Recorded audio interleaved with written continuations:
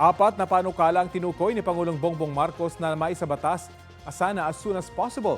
Ayon sa Malacanang, resulta yan ng Legislative Executive Development Advisory Council o LEDAC meeting kahapon. Una, ang anti-dynasty bill na layong pigilan ang monopolyo ng political clans sa gobyerno. Sa ngayon, hindi bababa sa 15 panukala kaugnay niyan ang nakahain sa 20th Congress. Matatandaan naman na noong eleksyon 2022 campaign, sinabi ni Pangulong Marcos na ang political dynasties ay not necessarily bad. Wala pang pinal na definition ng political dynasty, pero kabilang sina Pangulong Marcos at Vice President Sara Duterte sa mga pamilyang may sunod-sunod o sabay-sabay na hinawakang elected positions.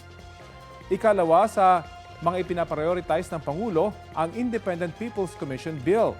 Layo nitong bigyan ng dagdag na kapangyarihan ang Independent Commission for Infrastructure na mag-imbestiga sa mga umunoy katiwalian sa mga infrastruktura ng gobyerno.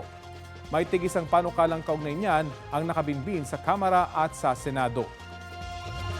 Ikatlong priority bill ng Pangulo ang Party List Reform Act na layong matugunan ang matagal ng isyu sa sistema ng party list sa bansa.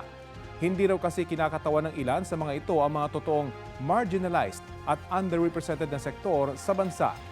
May isang panukalang ganyan sa Kamara at 3 sa Senado.